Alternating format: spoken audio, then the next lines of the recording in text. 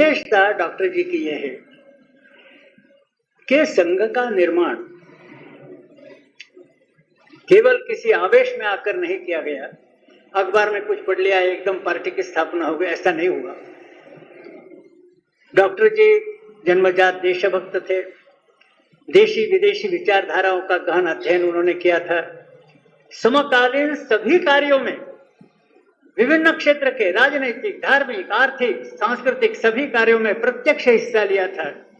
किंतु यह सारा करते हुए भी उनके मन में अस्वस्थता थी, असंतोष था, कुछ तो भी कमी है ऐसा लगता था।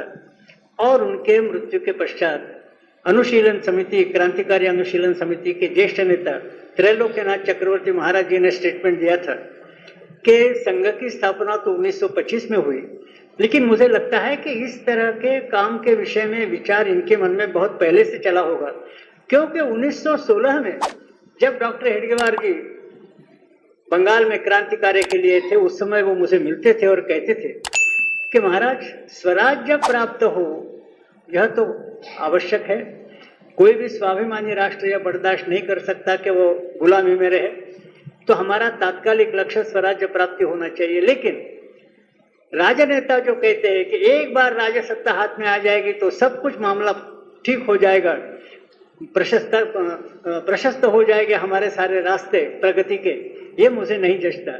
मुझे लगता है कि राजसत्ता हाथ में आने के बाद भी कुछ होने वाला नहीं, जब तक भारत का हर एक नागरिक राष्ट्रभक्त नहीं होता, हर एक नागरिक का राष्ट्रीय चेतना का स्तर जब तक ऊंचा नहीं होता और ऐसे राष्ट्रभक्त लोगों का अनुशासनबद्ध संगठन खड़ा नहीं होता, तब तक केवल राजसत्ता के कारण कुछ होने वाला नहीं।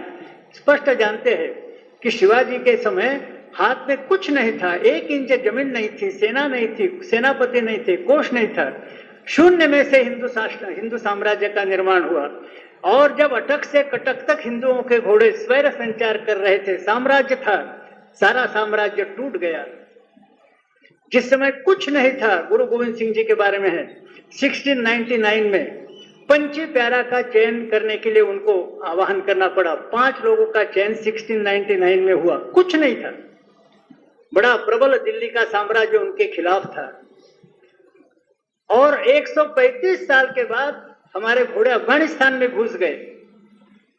लेकिन उस समय गुरु गोविंद सिंह नहीं थे, केवल राजा महाराजा पॉलिटिकल एम्बिशन को लेकर काम करने वाले लोग थे। साम्राज्य था लेकिन गुरु गोविंद सिंह नहीं थे। यहाँ बड़े बड़े नाना फडणवीस और महादजी शिंदे थे, लेकिन रामदास नहीं थे। इसके कारण अटक से कटक तक जिनके घोड़े संचार करते थे, 20-25 साल में अंतिम हिंदू साम्राज्य टूट गया। वहां 135 साल के बाद अफगानिस्तान में हमारे घोड़े गए।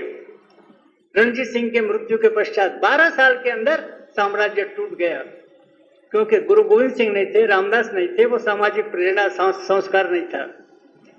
तो केवल राज्य सत्ता के आधार पर हो नहीं सकता।